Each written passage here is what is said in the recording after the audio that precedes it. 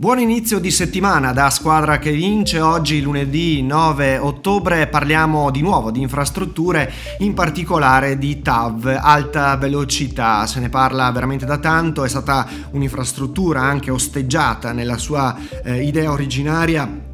Sappiamo che sono nati comitati contro e quant'altro, però i cantieri sono partiti anche nel tratto che più ci interessa da vicino, nel tratto Verona-Padova, e stanno procedendo in maniera spedita. Oggi parliamo di questo, lo vediamo dal sondaggio e dal focus odierno. TAV Brescia-Verona-Padova, il punto della situazione: è un investimento utile? Questo è il tema del giorno, discussa per decenni, passo dopo passo sta diventando realtà. I cantieri per la realizzazione della linea ferroviaria ad alta velocità sono anche un disagio, ma permetteranno, lo sentiremo anche dalla prima ospite di giornata, la vicepresidente del Veneto Elisa De Berti, permetteranno anche un radicale rinnovamento del trasporto di persone e di merci via treno. Qui una foto del cantiere a San Martino Buonalbergo, vedete che stiamo parlando di un'infrastruttura piuttosto impattante, davvero sono migliaia gli operai coinvolti nella realizzazione dell'opera. Parleremo appunto di linea ferroviaria ad alta velocità nella sua complessità, sono quasi 10 miliardi di euro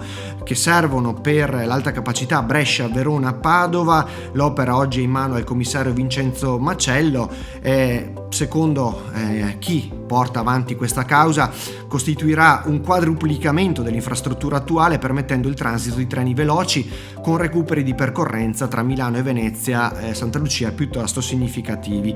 Andando avanti con l'articolo di approfondimento, leggiamo insomma degli specifici focus su Brescia-Verona, la fase di avanzamento. Qui vediamo per esempio le foto delle gallerie che si stanno scavando a Lonato per l'attraversamento appunto dei treni ad alta velocità, e poi il tracciato in provincia di Verona. C'è il nodo di Verona Ovest, lo sentiremo con la vicepresidente De Berti, Est, Verona-Padova, e poi alcuni video di approfondimento, e arriveremo anche a parlare di linea del Brennero con la De Berti, perché si sta pensando anche a un'alta velocità che collega Verona con la parte a nord, quindi anche con la Germania, e qui con la suggestiva ipotesi, anche lo vediamo qui, di una nuova stazione a San Massimo. Elisa De Berti ci parlerà, lo sentiremo, di un'ipotesi più che suggestiva. E poi, secondo ospite di giornata, eccolo qui, sarà il sindaco di San Martino Buonalbergo, Giulio Furlani, che ci aggiornerà insomma sullo stato di avanzamento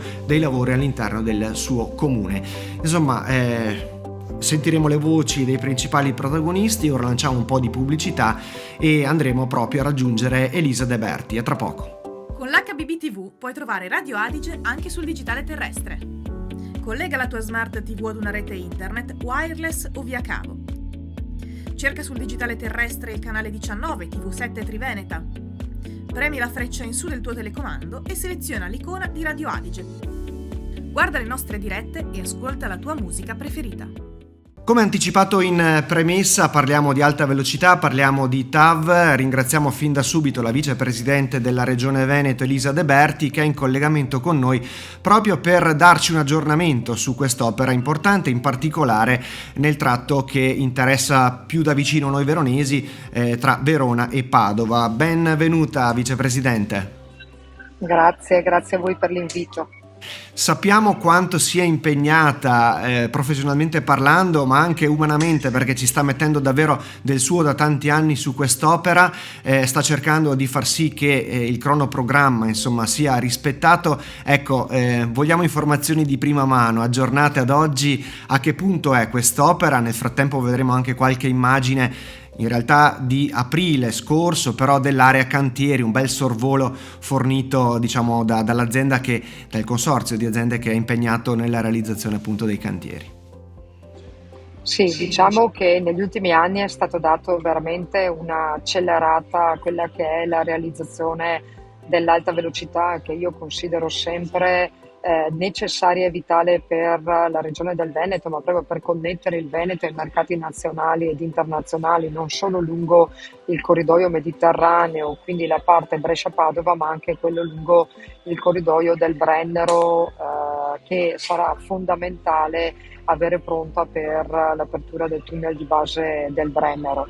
Per quanto riguarda la parte lungo il corridoio mediterraneo, di fatto adesso l'opera è finanziata fino all'attraversamento di Vicenza compreso. Diciamo che entro il 2026 si deve arrivare alle porte di Vicenza, poi è stato finanziato proprio negli ultimi mesi dal CIPE l'attraversamento di Vicenza, che sarà un attraversamento molto complicato e delicato, perché sarà molto impattante per la città, perché andrà a rivoluzionare tutta quella che è la viabilità della città. RFI sta già procedendo con la progettazione della parte tra Vicenza e Padova, che di fatto è suddivisa in due tronchi, la Vicenza-Grisignano e la Grisignano-Padova. Quello che per me è fondamentale è che con l'apertura del tunnel di base del Brennero l'alta velocità sia completata sia sull'asse del Brennero, ovviamente dove è interessato l'accesso a nord della città di Verona, e tutto il raddoppio lungo il corridoio del Brennero. Tenete presente che di fatto nel momento in cui l'alta velocità sarà realizzata, il beneficio primario lo avrà sicuramente il trasporto regionale, che potrà essere incrementato con un numero di treni importanti, poi sarà da vedere quanti, però si potrà potenziare il servizio. Ovviamente il servizio dei Freccia e degli Italo, quindi con l'alta velocità e con un recupero non mastodontico di tempo, però insomma una decina di minuti sulla linea Venezia-Milano sicuramente verrà recuperata. E poi abbiamo il trasporto merci, perché con il raddoppio della ferrovia finalmente si può dare dignità al trasporto merci, si potrà incrementare anche quello togliendo mezzi dalla strada per spostarli sulla ferrovia. Assolutamente, ha fatto bene a ricordare questi benefici, perché l'opera di per sé nella sua genesi così era stata anche molto contestata, ci sono addirittura comitati no TAV, li conosciamo bene, eppure quando si avrà l'infrastruttura completata, come dice lei, ne vedremo i benefici assolutamente. Farei vedere, c'è anche un sito internet veronapadova.it che dà delle informazioni relative proprio in particolare al tratto, dicevamo, Verona-Padova, e come ha ripetuto la vicepresidente ci sono 3 lotti: il primo lotto funzionale Verona-Bivio-Vicenza, l'attraversamento di Vicenza e poi il tratto finale Vicenza-Padova. Qui potete insomma trovare delle informazioni più precise e approfondite riguardo a questa opera. Dicevamo, vicepresidente, l'obiettivo sarebbe quello, se non sbaglio, di terminare entro il 2026, è corretto? Anno olimpico tra l'altro per Verona. Alle porte di Vicenza entro il 2026, perché comunque una parte dei lavori dell'alta velocità sulla tratta Brescia-Vicenza è finanziato con i fondi PNRR, quindi devono essere spesi entro giugno 2026.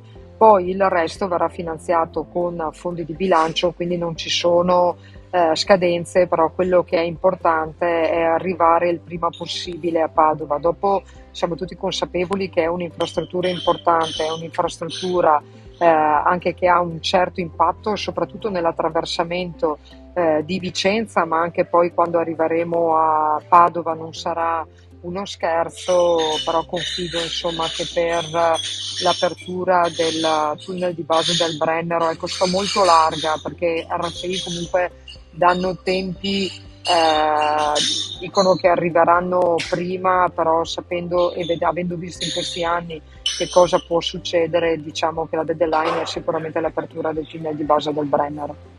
La vita di cantiere come procede? È stata insomma qualche volta proprio immagino, no? Anche in mezzo agli operai, in mezzo alle ditte, sono lavori tecnicamente abbastanza semplici pur trattandosi di dimensioni molto molto grandi, oppure effettivamente è un intervento particolare? No, allora è un intervento particolare, ci sono dei nodi molto delicati, se solo pensate al nodo est e ovest di Verona, ma anche solo alla parte del Brennero, l'ingresso a nord di Verona. Tenete presente, ma proprio perché siamo a Verona, che Verona con l'alta velocità di fatto viene aggredita nel vero senso della parola, con i cantieri da nord, da est, ad ovest, a cui si aggiungono comunque i cantieri dei filobus. È la città che oggi come oggi è quella che vede maggiori cantieri sulla città. Io in diverse occasioni ho detto che con tutti i cantieri che si svilupperanno in città e intorno alla città nei prossimi anni, tra 10 anni, Verona non sarà più la stessa.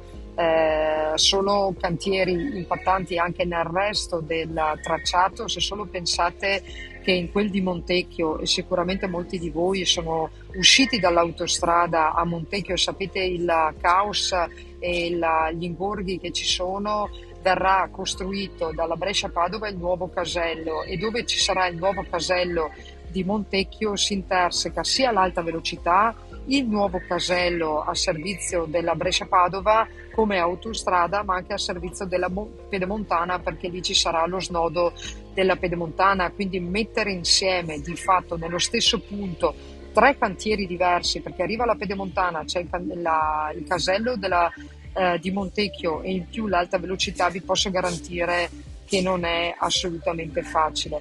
Poi da Vicenza, l'attraversamento di Vicenza sarà molto molto delicato, dovrà essere veramente gestito con i cittadini in modo capillare per poter spiegare anche ai cittadini che cosa succederà sul territorio. E poi usciti da Vicenza ci sono delle criticità che sono ancora in fase di progetto per cercare di trovare delle soluzioni con le amministrazioni locali fino ad arrivare a Padova, perché anche l'arrivo a Padova non sarà di certo indolore, quindi ha bisogno di tanta attenzione. Diciamo che come Regione Veneto svolgiamo soprattutto una funzione di coordinamento e di regia e di coordinamento tra RFI, le ferrovie, il general contractor che deve eseguire i lavori e gli enti locali o comunque gli enti territoriali, per poter facilitare il dialogo e la condivisione delle criticità, ma soprattutto il reperimento delle soluzioni.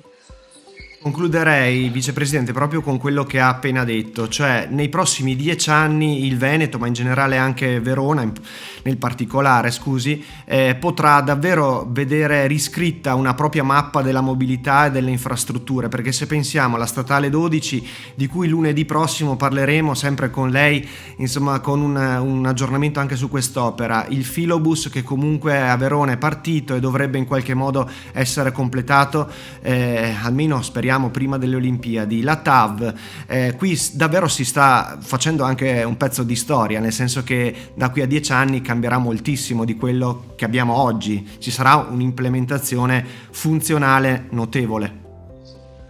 Sì, vi aggiungo anche un'altra cosa a questo, confermo, tenete presente che io a Ferrovie e ai comuni interessati dalla TAV ho lanciato anche un'altra opportunità, soprattutto quando si parla di accessibilità a Verona e di soluzioni per migliorare l'accessibilità a Verona, ossia utilizzare i cantieri della TAV, visto che Verona è interessata da nord, da est e da ovest, per poter fare delle fermate, diciamo banchina e pensilina molto semplici dove non ci sono, e comunque ragionare su un sistema sostanzialmente di potenziamento del trasporto regionale che permetta di vedere un rombo intorno a Verona, che vede a nord Domegliara, ad ovest Peschiera del Garda, ad est San Bonifacio e a sud Isola della Scala, dove se si riuscirà un giorno, non è facile perché parliamo di contratti di servizio che fanno capo a regioni diverse, perché comunque lungo il Brennero e Trento e verso Milano e la Lombardia,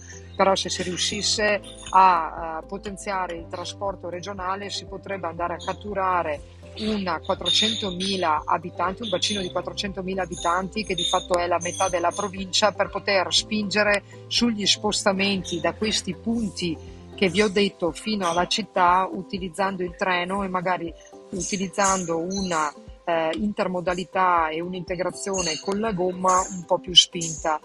Su questo stiamo lavorando anche con ATV e l'ente di governo per cercare di migliorare il più possibile la mobilità.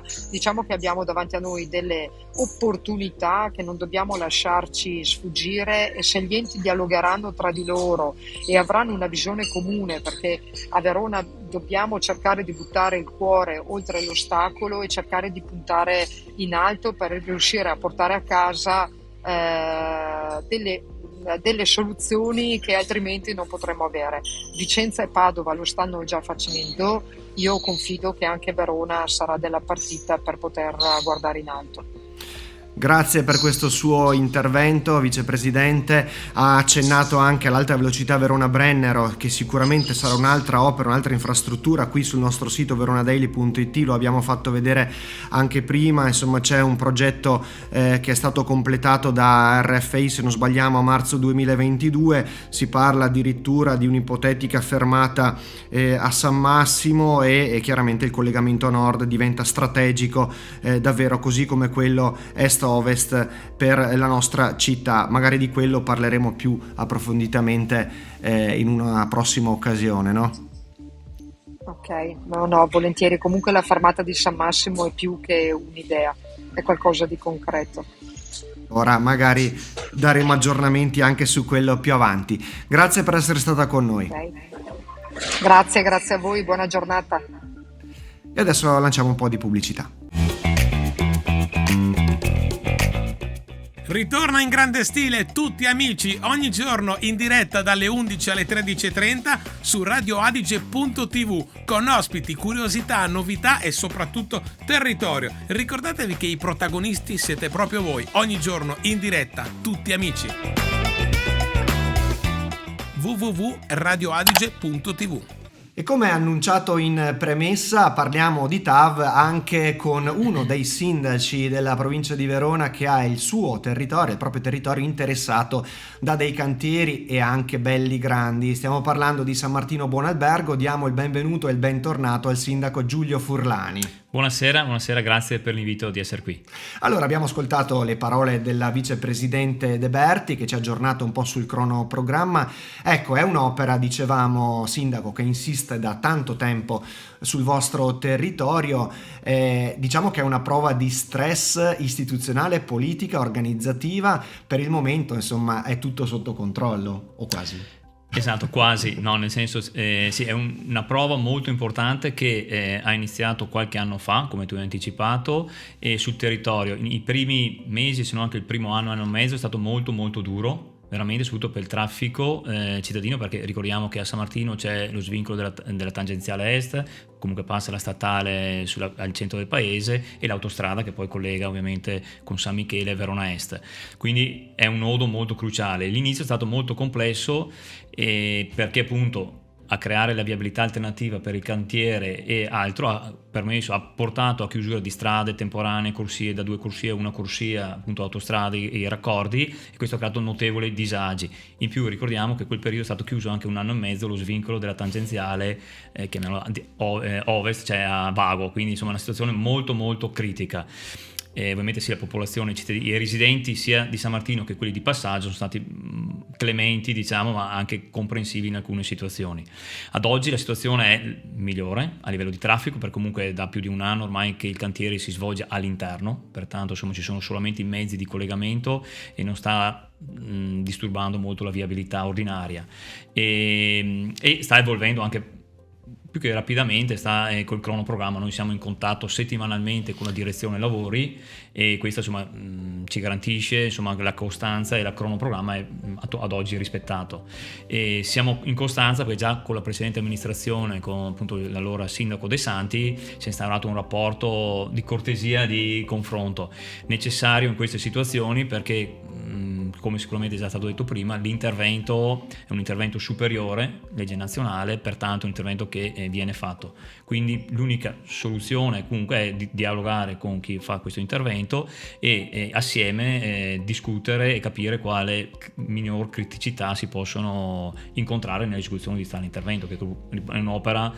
dopo penso qualche decennio che attraversa Verona importante, insomma, ecco, dopo aver fatto l'autostrada o la tangenziale. Tra l'altro c'è un sito internet, lo vediamo adesso, si chiama veronapadova.it, che diciamo presenta proprio l'infrastruttura e in particolare si possono trovare informazioni riguardanti lo stato di avanzamento del cantiere, l'opera nella sua complessità, le priorità. Qui vediamo proprio anche degli interventi che sono davvero impattanti anche dal punto di vista visivo. Chiunque sia sceso per esempio dal cavalcavia che porta dalla rotonda di San Michele Extra e fino al casello di Verona Est si accorge che sulla destra è stato in qualche modo anche sconvolto un po' il paesaggio preesistente, no? Diceva importantissimo il confronto quasi costante con l'azienda il consorzio di aziende che sta realizzando l'opera.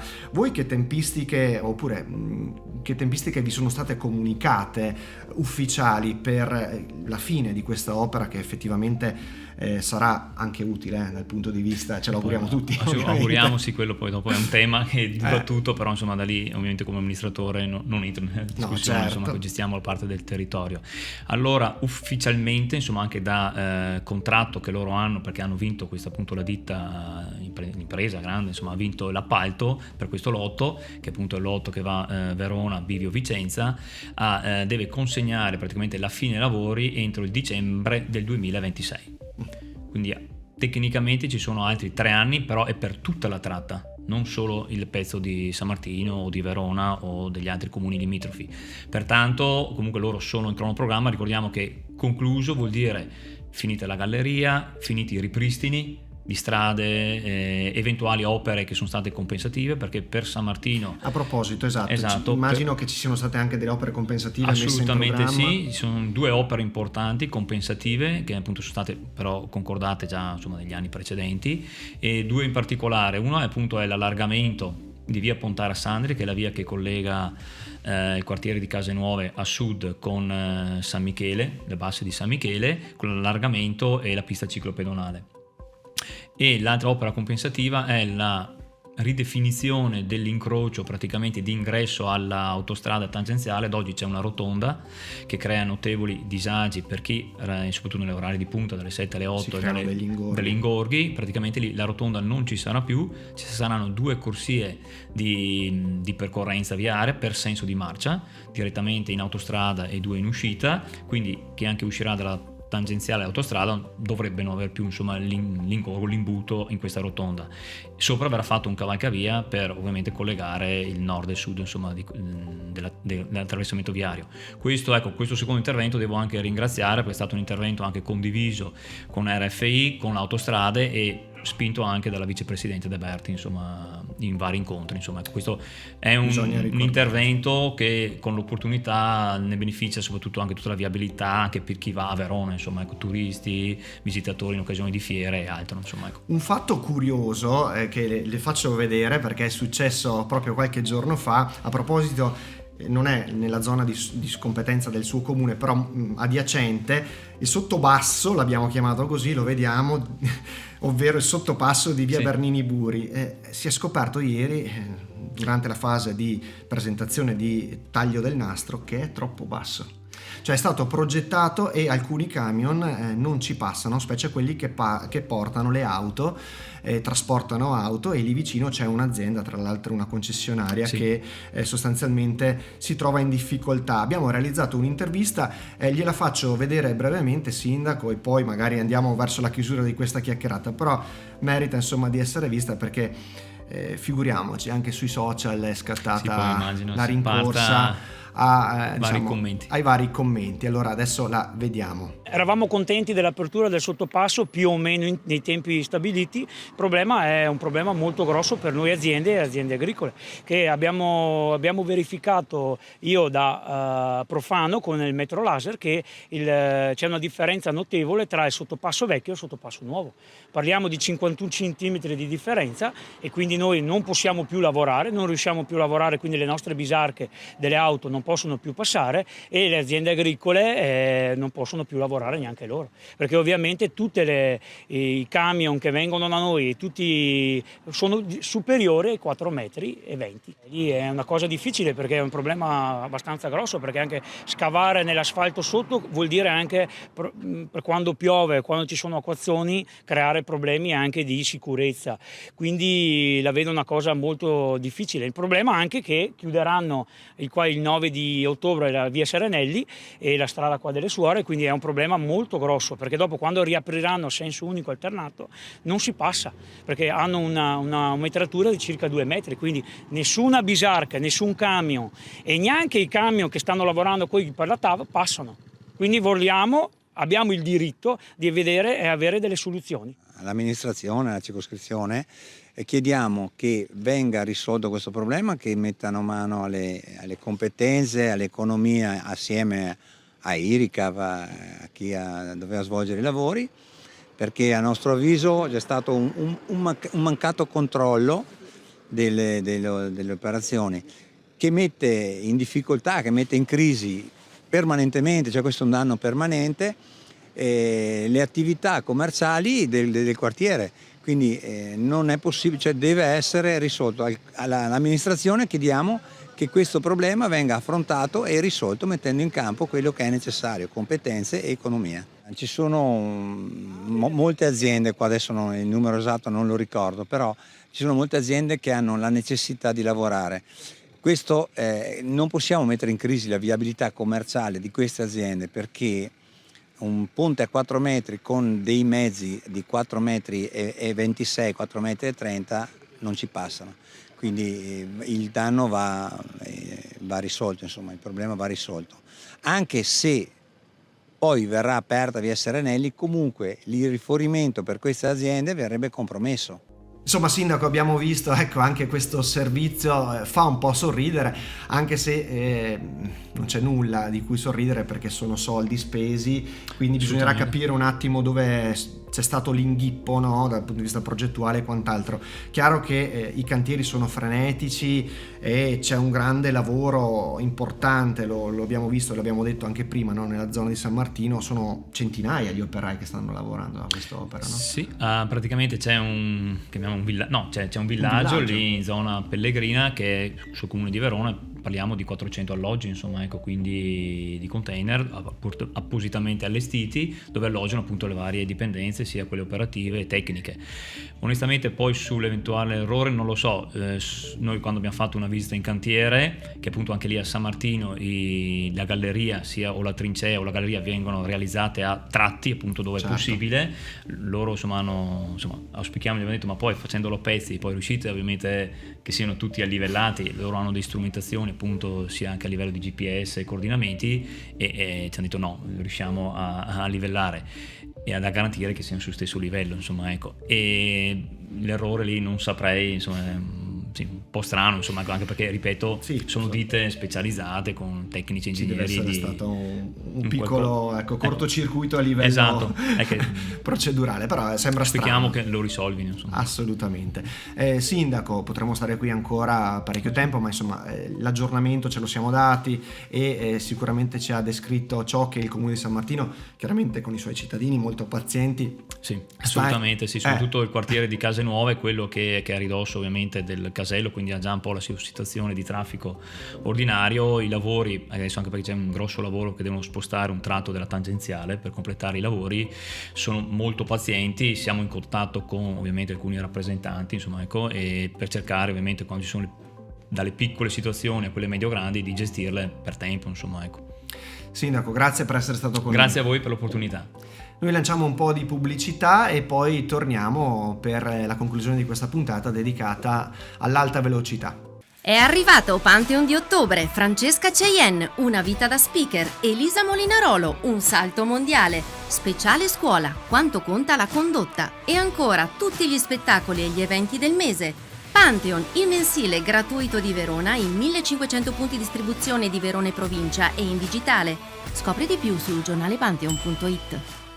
E abbiamo sentito anche le parole del sindaco di San Martino Buonalbergo Giulio Furlani, che ovviamente in linea un po' con Elisa De Berti ha ricordato sì l'impatto che ha questa infrastruttura, la pazienza che hanno i cittadini sanmartinesi, però ha ricordato anche i benefici che ci saranno per il trasporto pubblico e il trasporto delle merci, e quindi tutto sommato insomma è in qualche modo un disagio che si supera quando l'opera sarà terminata e si vedranno davvero gli effetti di questa opera davvero grande nella sua progettazione e realizzazione. E ricordiamo ancora una volta il sondaggio, quindi, al quale potete rispondere fino alla mezzanotte di oggi. L'alta velocità risolverà i problemi del traffico su gomma? Vota il sondaggio. La risposta è questa: sì, c'è bisogno di investire sempre di più sul trasporto ferroviario, no, è un investimento inutile che non incide in modo netto. Esprimetevi poi sul daily di domani, vedremo come sarà andato il risultato e l'esito, e domani parleremo ancora di TAV, però lo faremo in un ambito di circoscrizione, quindi territorio appunto veronese, in particolare nella 7ª circoscrizione. A tra poco.